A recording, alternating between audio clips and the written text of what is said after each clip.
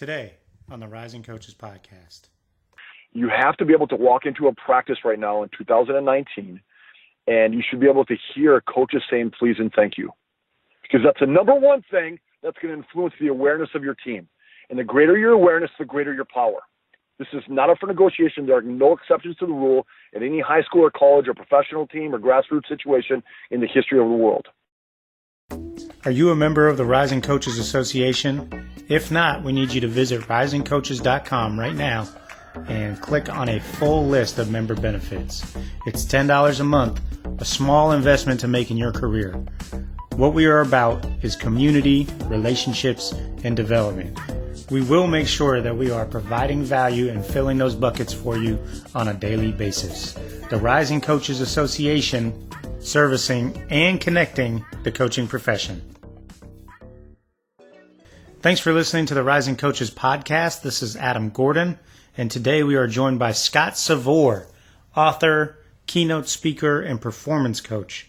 Scott has worked with some of the best athletes, executives, coaches, front office personnel in the world, and has done a ton of research on performance, habits of leaders, and he shares with us some of the lessons that he's learned over the years working with some of the greats, some of the habits that those greats have, and some formulas for success in the coaching profession or just in leadership in general. Such a good conversation, so much great content at a pretty fast pace. So get your pen out, get ready to take notes. We hope you enjoy this episode. Please subscribe to the podcast, spread the word, and write us a review. Let us know how we're doing, and visit us at our website and follow along with what we are doing at risingcoaches.com. Scott, good morning. How are you? Good morning. Outstanding, sir. Thanks for being on the podcast. What's going on today? You are on the road, I believe. Well, we got the Timberwolves versus the Warriors today, so catching up with some people in town, and very fortunate. I have a lot of variety with my job. Can't complain. Very fortunate. Good. Well, I'm excited to talk to you. We've spoke a few times and have always been the first thing that jumps out is your energy and your passion. And then the second thing is probably your intentionality and the intelligence and the amount of work that you've put into your craft. So I'm excited to share some of this with our audience today. I'll tell you what, Adam, very fortunate. Yeah, very fortunate to be here. Looking forward to getting in the trenches with you a little bit. Good deal. Well, let's start. Maybe you could tell us a little bit of your background, maybe starting in college, please. So you were an athlete. Maybe take us from there, how you transitioned from athlete and went on to your journey of becoming, a learner and really studying the craft of coaching and performance coaching. Sure. Well, just like any other listener out there right now who's been a coach, or everyone's got a story, right? But it's important. We got to do a better job of sharing our stories intentionally. Stop talking about the stupid weather and things that don't matter, and drama and gossip, and start telling our stories to each other. It'll allow us to connect and all that fun stuff. So here's my quick Reader's Digest version. Thanks for listening. Very fortunate in the sports world. Grew up playing basketball, a little bit of football. Played for 4 different college coaches. Started as a JUCO kid for 2 years in Central Lakes College here in Minnesota. Played for 2 different coaches then, and then played for 2 other coaches at the Division II level at a place called Morehead State University, a D2 in Minnesota. And experienced every made-up conditioning drill, coaching philosophy known to man or woman in those 4 years. It was absolutely a roller coaster, but I feel like I can connect and relate to any coach or any player in the history of the world because I've experienced almost every platform you can imagine. Fast forward after that, after becoming an AP All-American, and that's not a good thing. An AP All-American that I share with people is an academic probation All-American. I was absolutely awful in academics, which changed my major from computer information systems to exercise science, and that's how I got into coaching and strength conditioning early on in my career by default. So it was kind of a weird thing. And then I got to intern with the Minnesota Vikings as an assistant strength coach. Randy Moss's first year, and there's a billion stories inside of that. Didn't have a clue what I was doing, Adam, but was very fortunate to be around some really smart people in strength conditioning and performance. And then thanks for listening. Fast forward, was a strength coach in some very, very unique platforms for a long time, about 13 years, and then got on this really weird learning journey, reading thousands and thousands of books, completely out of control. I got myself around some very unique people who are really, really intelligent, changed my life. And they're like, you need to teach what you know. So, okay, fast forward. So sorry to cut you off. I want to talk about that, the learning journey where you started going down this path of reading thousands of books and really researching human behavior, human performance, and I'm sure many other things. What triggered that for you? Was there an event in your life? Was there, were you not happy in the work you were doing, or was it something completely different? Yes, thank you. Great question. So it doesn't matter if it's me or anyone else, as long as we keep our radar up to the things that maybe a lot of people wouldn't pay attention to. So I'm at that time, 2003, I'm the head strength coach at University of Detroit, living my dream job, working with the Fab Five players, playing with them on the court, getting paid lots of money, all that fun stuff. I go down to Florida and spend a week with a mentor of mine. This gentleman was literally 2.5 times my age. Didn't really know much, but he's like, hey, anytime you want to come down and chop it up, let me know. And he introduced me, Adam, to a lot of very unique people who live differently, who talk differently, that I was never exposed to in my whole entire life for about 8 to 10 days down in Florida. And they all talked about, hey, if you want to be really effective and really fulfilled, this is non-negotiable. You have to start reading books like this, this, and this. And you couldn't catch me to save my life, be in a bookstore or read a book cover to cover ever up until that date. It was absolutely unbelievable. And that was a nudge that literally kind of kicked me in the neck and was like, hey, Scott, there's some things you're not paying attention to that you should be. So I'm sure there's a million books that you could tell us, but was there one or two that really caught you at the beginning of that journey that got you hooked? Yeah, great question.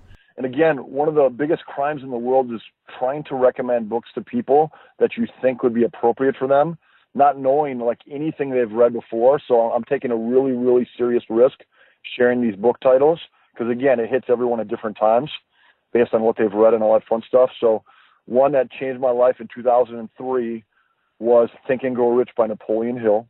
Okay. Another one was The Power of Positive Thinking. And then another one was The Richest Man in Babylon.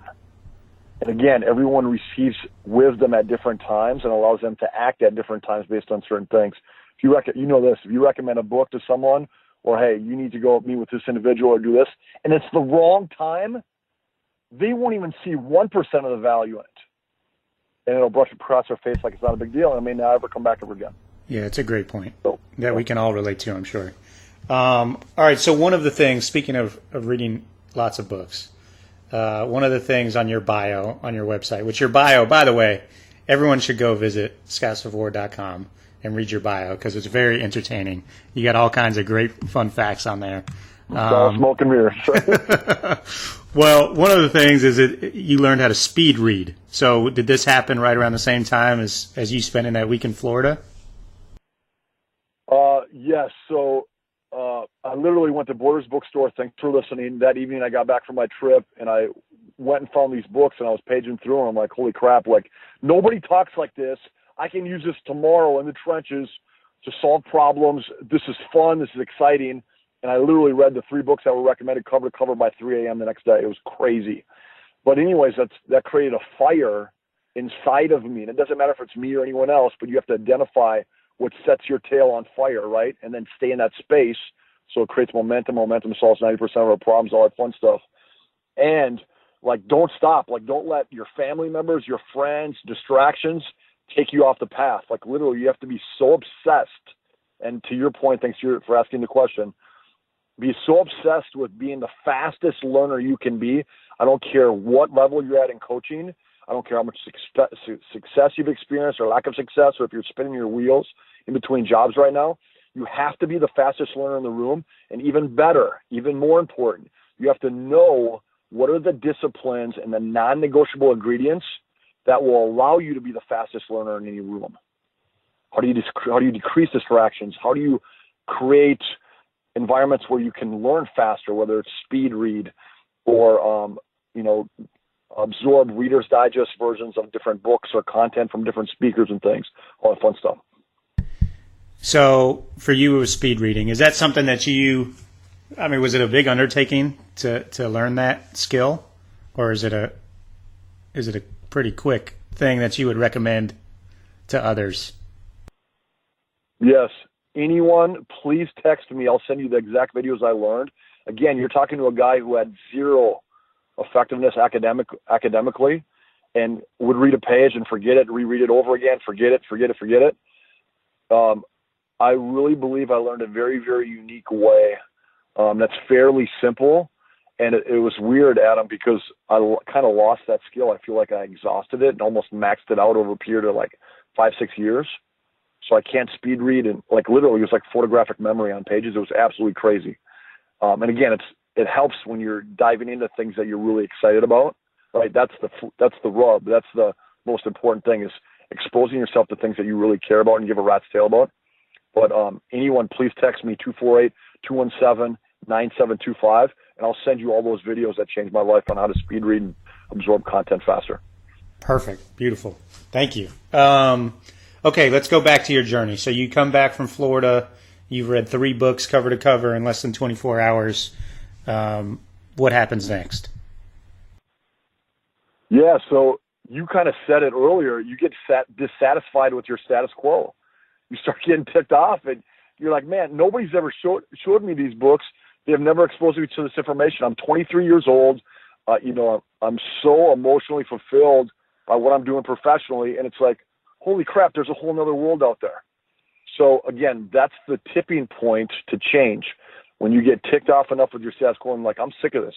I'm sick of fighting over the scraps in the coaching industry, in this job or this situation, or financially, I'm sick of struggling. And it's unfortunate that that's human nature. You need that kick in the butt to take you to a place you've never been before. And it could be because of desperation or determination.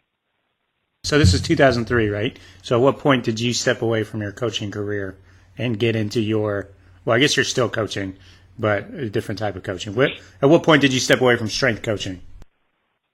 Yeah, no, thank you for asking. So in 2003, right, I started getting my head spinning on, okay, what are some other realities of the world, personally and professionally, when I thought like everything, all my stars aligned for me. I was in my signature skill, my sweet spot, all that good stuff.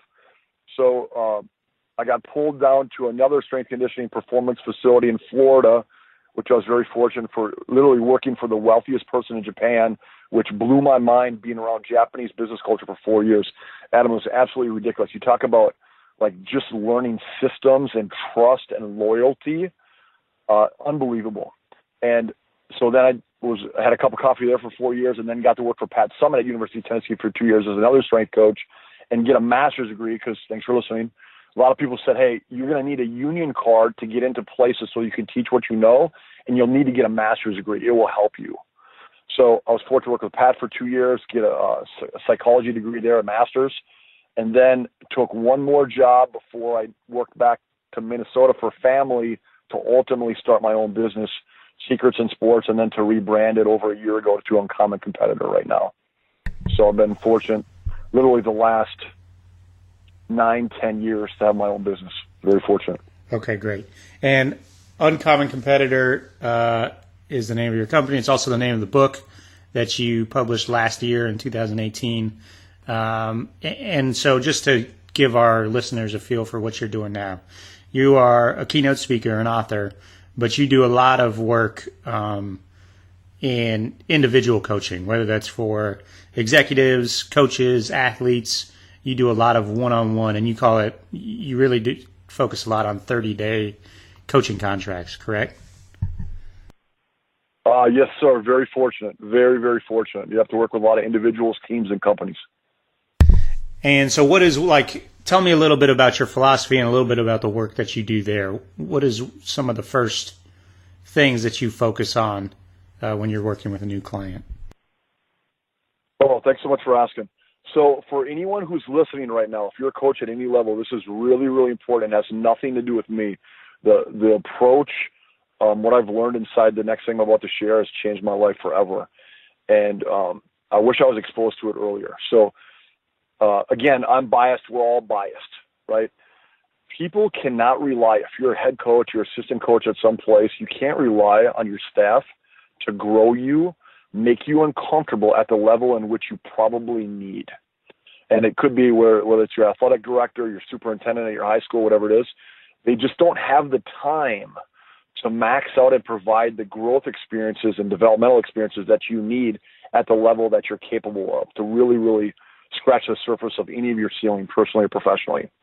So I'm fortunate to do 30-day, very, very intense coaching contracts, consulting contracts with individuals, teams, and companies. It could be a player individually at the high school, college, or pro level. It could be a front office person. It could be a head coach, an assistant coach. It could be an agent of a player, a parent, a CEO of a company. I'm very fortunate.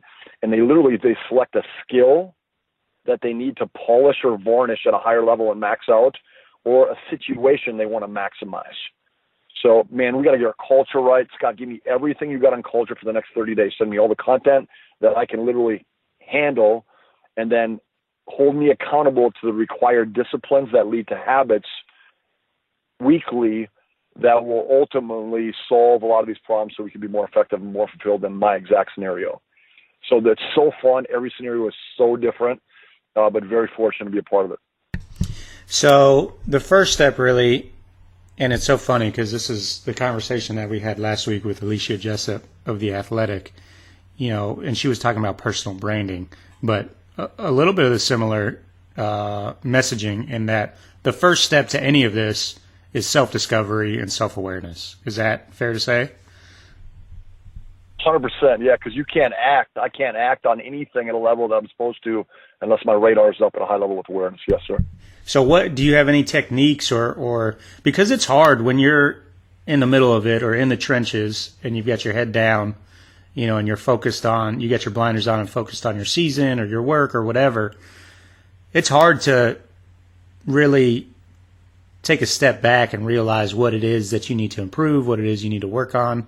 Do you have any techniques or tips for ways to do that? Yeah, great question.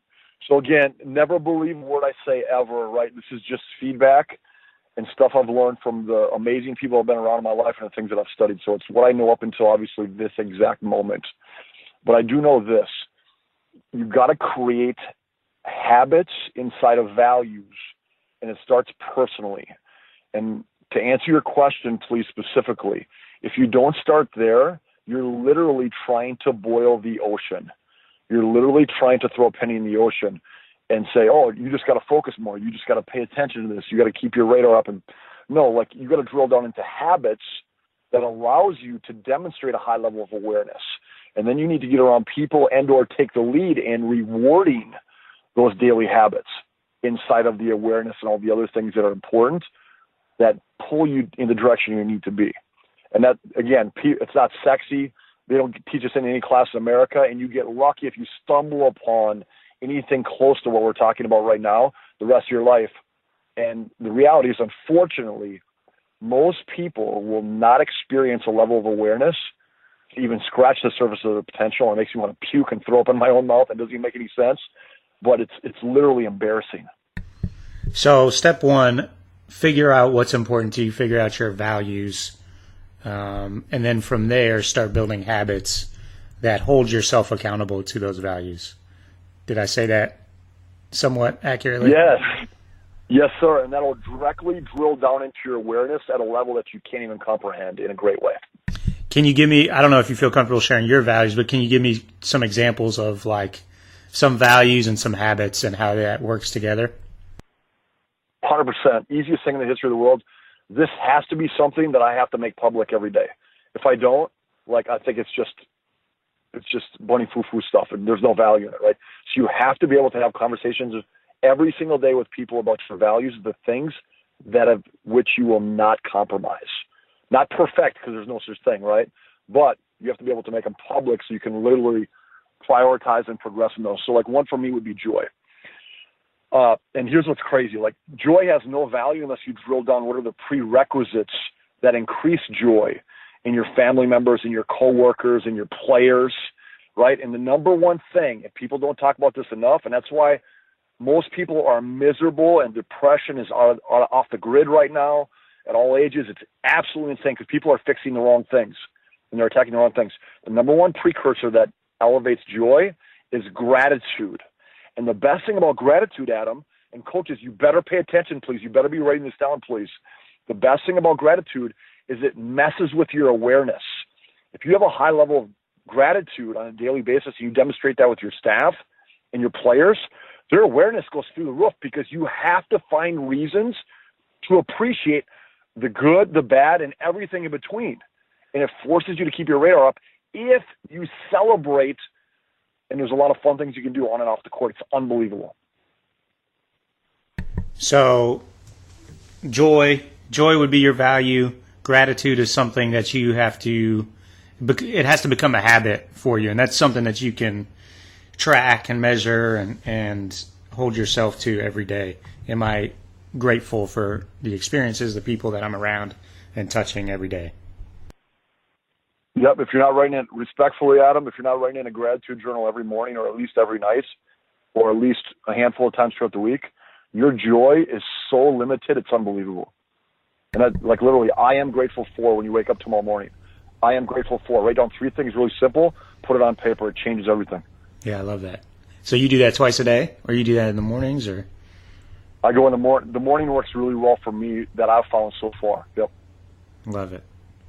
What are some other things that you've noticed, because you have worked with a lot of coaches, what are some other things that you've noticed in the coaching profession that people are missing the boat on or need to refocus their lens on?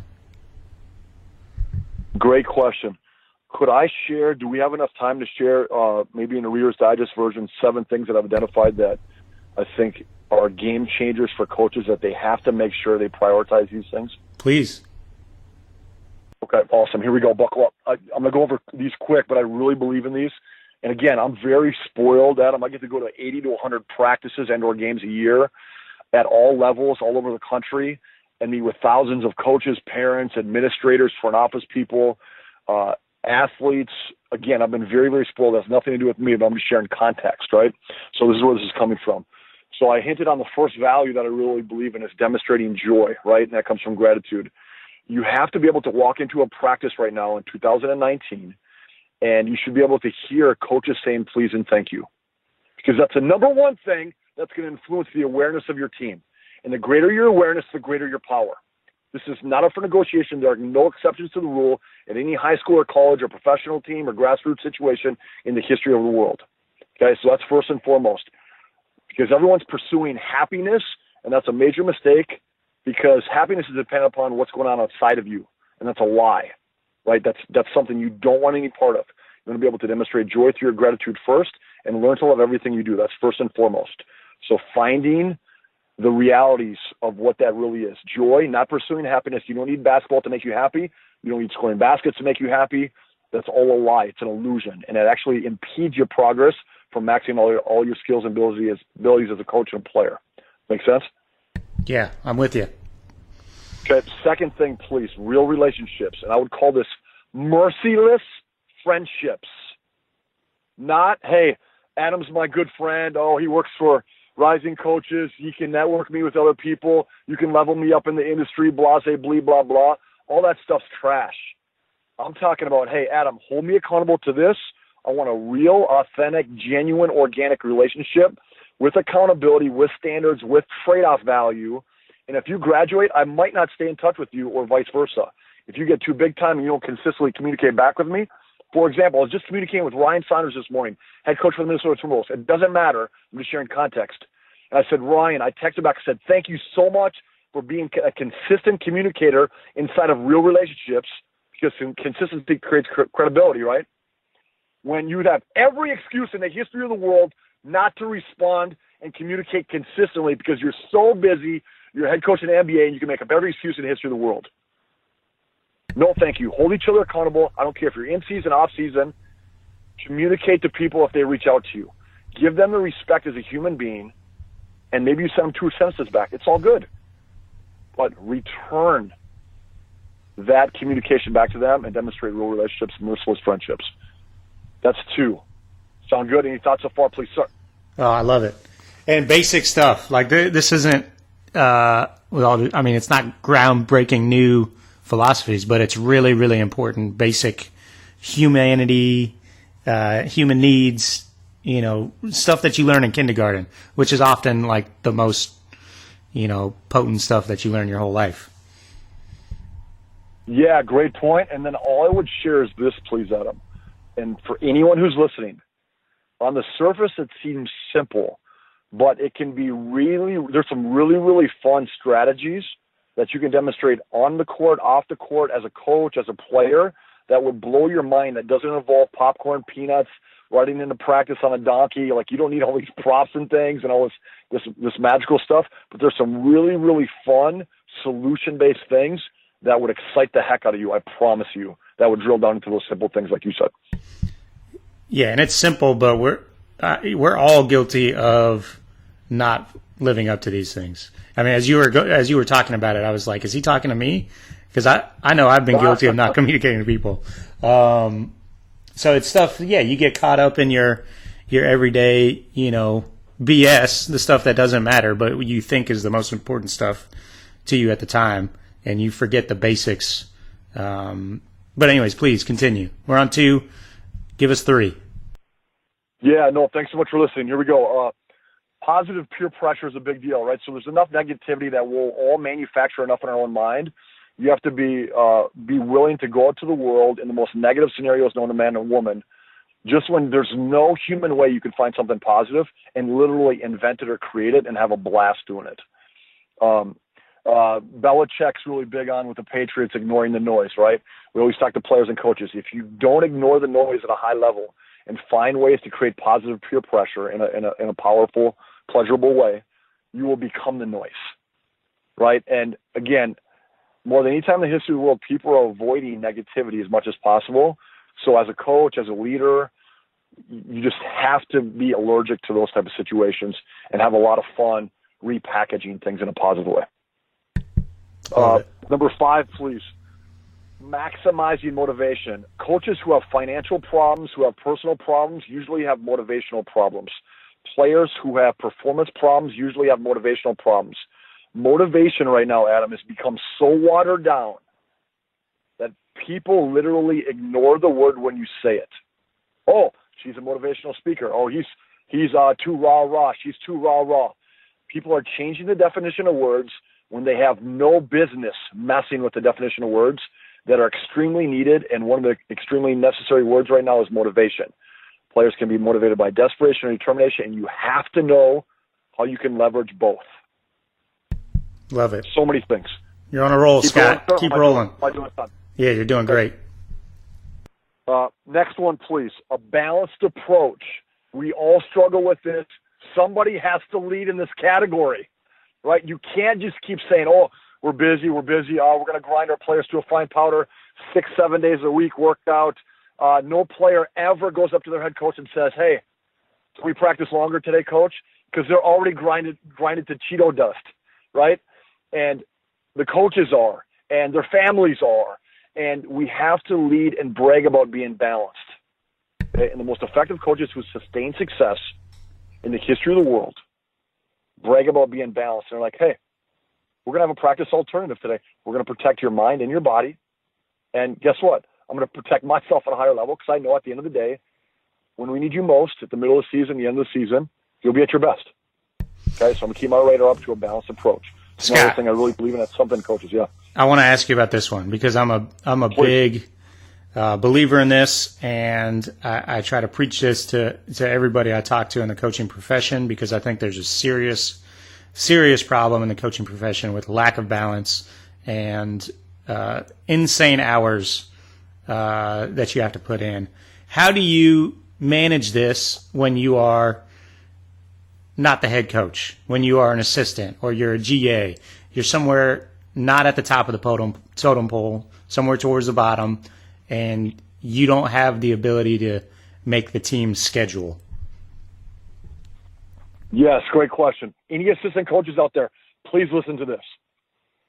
If you can demonstrate that of which you believe, so a balanced approach, practice less, do more with less, all those fun things, right? And you don't have the keys to the kingdom. You don't have the controller with your team. You're not a head coach yet, right? Or maybe you're strapped as a head coach and the AD won't let you do certain things, or there's these invisible walls that are put up like, oh, if I don't stay in the office for 17 and a half hours every single day, they won't think I'm committed.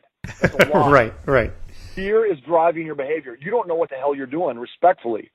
Once you identify what the truth is, that of which you believe to the best of your ability, like, hey, we want during the month of July in the off season, we want no coaches in the office because we know it's a grind once we flip the switch again when season comes around, right? In order to protect the livelihood and the effectiveness of my coaches, I know that's the most important thing to do. I don't care what anyone else says. And that's why people like Steve Kerr, Cheryl Reeve have been fortunate to be around the last 4.5 years. They don't care what other people are doing because they've studied the truth enough and they know what they believe in is right. It's not perfect, but they believe it's really, really effective, and they don't care what the media says. They don't care what people say. And that's a level of confidence that's so mission critical that you have to study and train for on a daily basis in order to demonstrate that at a high level, whether you're assistant or head coach, doesn't matter. Scott, I was going to ask you this later, but I'm going to ask it now. You've been around so many great coaches, athletes, leaders. What is the trait that they have in common, if you can pick one or two? And I feel like it's just what we were talking about, but I'm going to let you answer it. Yeah, so I would probably pull two answers from a great movie called In Search of Greatness.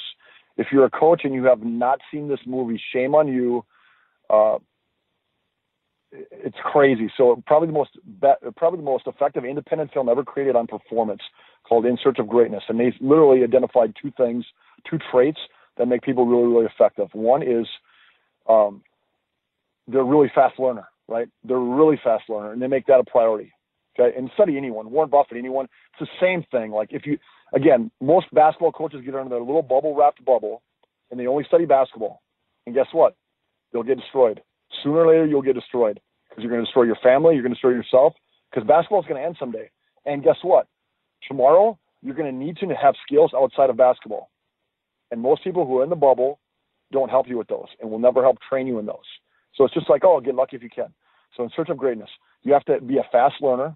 So Cheryl Reeve, Steve Kerr, all the most effective coaches that have been around, they're always fast learners. Cheryl Reeve always says this. Thanks for listening, Adam. She always says, what do you think? What do you think? And then she told me one time, I never want to say no to information ever. Okay? They're always asking questions, right? All that fun stuff. It doesn't matter who they're with, whether someone who is not even basketball affiliated comes in and watch a practice, whatever it is. Okay? And the second thing is they have a rage to master. They're borderline. They flirt with being so obsessed with what they do that it becomes almost unhealthy. I'll never forget. Thanks for listening. Coaches, please listen to this. Meeting with Flip Saunders before he died, and I asked Flip Saunders respectfully. It doesn't matter if it's me, but I was very fortunate to be there and learn. What's the best thing that can happen in your life right now? And he told me, Scott, my greatest strength is my greatest weakness. I love what I do so much I can't turn it off. I need a more healthy balance. And we need to take the lead in that category, coaches. And at the end of the day, you'll win more games, and your players will be more effective, and you'll be more effective. But you can't let fear suck the life out of you and prevent you from making the decisions that are most important inside a balanced approach. Love it. Thanks for sharing that. All right, I think we have one more, right? Problem in the coaching industry. Are we on 7? Two left. Yep, two left, please. Yep, 2 left. Awesome. Thanks for your patience. So another one, I kind of messed with it a little bit a minute ago, being able to demonstrate contagious confidence. People are so afraid, Adam, right now. Coaches are so afraid of what other people think about, oh, if I don't win so many games, if I don't do this, I'm not going to have a job next year, right? Your players will feel that. Your staff will feel that. Confidence is developed through preparation, but very, very unique preparation that usually isn't taught. Okay, and if you met with, I remember meeting with Kobe Bryant on this and other stuff. It's the same thing across the board. Very, very unique preparation. Again, that comes down to your habits, your values, the things that you celebrate that you will not compromise. And the last thing, thanks for listening, that I've identified in coaching, and I believe hopefully I demonstrate this and I make it a priority from a value perspective, is one-day contracts. Literally to not be satisfied, the good I will do today will do me no good tomorrow. Coaches, I don't care if you're undefeated for 13 years. I don't care how much money you make, how long you've been at a certain level. None of it matters. We all have one-day contracts. We're one step away from the streets. And that mentality, not in a suffocating way, not like you wake up tomorrow and, oh, I got to breathe through a snorkel and I can't never be satisfied ever, ever, ever, ever. No, it should free you up in a way where like, hey, we're really crushing it right now. We're batting 1,000. Things are going well. But let's test our assumptions. Let's keep our radar up to one-day contracts. The good I will do today will not do me any good tomorrow. And let's stay humble, but let's also stay hungry. Thanks for listening. Wow. So much good stuff. I'm definitely going to, as soon as we're done, I'm going to go back, listen to our conversation and take some notes and write all this down because no, you spew wisdom at a fast pace. So you really got to have your pen ready when you talk to you or when you're listening to you. All right. Tell us about the book. What can we expect in the book, Uncommon Competitor? Thanks so much for asking. Again, I didn't expect you to bring it up. Again, this is really weird. I wrote the book for me, and the book is not meant to be read. It is meant to be lived. And that's why the book literally is not for most people. It's not for most coaches because it requires you to partner up with another person on a daily basis and be held accountable to your actions. Wow, imagine that. For real? You can't just go to Starbucks or sit in your office and page through this book and be safe and, again, put on your electric blanket and put your feet up and be like, oh, I'm just going to absorb some content and think that that's action. Heck no. Heck no. Life rewards action. So, again, it's called Uncommon Competitor, one-day contracts. It's on Amazon, whatever. It's not for everyone. It's not. So thanks for listening. I feel really bad. I got to exit stage left here to my next responsibility. So honored to be a part of this. Always let me know what I can do better, please, sir. Anything else on your end, please? Scott, that was fantastic. If people want to follow along with what you're doing, other than reading the book, where can they find you? Social media, website, anything like that? Oh, thank you so much for asking. My website is not smokeandmirrors.com. It is scottsavor.com. I always give people like, hey, just keep your radar up. Don't believe anything anyone says. Help them manufacture your curiosity and your passion for learning. So that's why I always joke and say smoke and mirrors. But scottsavor.com, and then, I'm on Twitter, Scott Savor, all that fun stuff. And then LinkedIn's been a game changer for me. It's been really fun dialoguing with people and learning and sharing stuff on LinkedIn too. But please text me. I want real relationships with people. If any of this connected in any way whatsoever with anyone listening, text me 248-217-9725. Love to have a conversation. If I listed off, thanks for listening, all the amazing people who have helped me in my life, we'd be dead before I'd get halfway through that list. It's so long. And I've been very, very spoiled and fortunate. Scott, we've been very fortunate to have you on the podcast today. Thank you so much, man. I appreciate you, sir. Thanks so much. Talk soon. Okay. Bye-bye. Crushing it.